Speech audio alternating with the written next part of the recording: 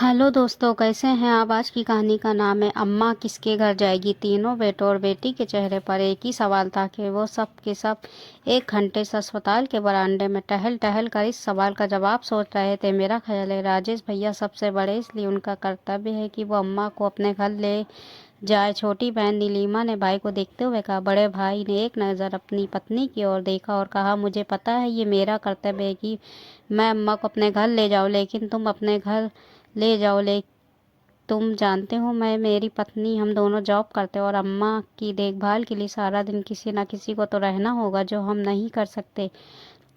लेकिन बहना, तुम तो सारा दिन अपने घर में ही रहती हो। मेरे ख्याल से तुम अम्मा का हमसे ज़्यादा ख्याल रख पाओगी। पैसों की चिंता ना करो, जितने पैसे लगेंगे मैं देने के लिए तैयार हूँ। भाई राजेश ने पैसों पर जोर देते हुए नीलिमा से कहा, भैया मेरी भी तो बड़ी ख्वाहिश है कि मैं अम्मा का खूब ख्याल रखूँ, उनकी सेवा करूँ, लेकिन आप मेरे ससुराल वालों को तो जानते हो ना, मुझसे ये सब बर्दाश्त नहीं होगा कि कोई मेरे भाइयों को बुरा भला कहे। मेरा ख्याल है मनोज भैया के घर अम्मा ज़्यादा आराम से रह सकती है। छोटे भाई सुरेश ने भी बहन की हाँ में हाँ मिलाई। मनोज और उसकी पत्नी ने एक दूसरे की तरफ देखा। ऐसा लग रहा था जैसे वो आंखों ही आंखों में एक दूसरे को कुछ कह रहे हो।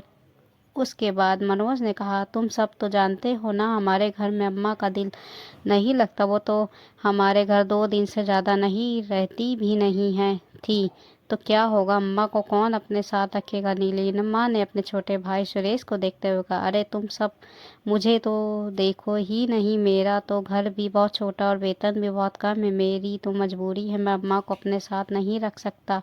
सुरेश ने अपने हाथ खड़े कर दिए। तो फिर अम्मा किसके साथ जाएगी। सभी लोग इसी सोच में गुम थे। क्या आप सब वार्ड नंबर 2 की पेशेंट के रिश्तेदार हैं। नर्स ने बाहर आते हुए कहा। सब घबरा कर उठे। जी हाँ जी, हम ही हैं, आपको डॉक्टर वार्ड में बुला रहे हैं। वो सब दौड़ते हुए वार्ड में गए।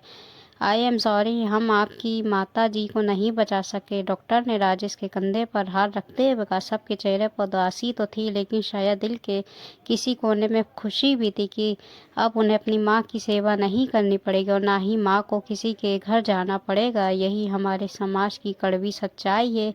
यही हमारे कि अकेले माता पिता 10 बच्चों को पाल सकते, लेकिन 10 बच्चे मिलकर भी माता पिता को नहीं संभाल सकते। और कई माताएं अपने जीवन के अंतिम क्षण बुढ़ापे में सड़क पर रोजी रोटी कमाने में बिताती हैं। कृपया अपने माता पिता का प्यार करो, जितना हो सके उनकी सेवा करें, तो आपके बच्चे भी आपकी सेवा करेंगे और आपसे प्यार करेंगे।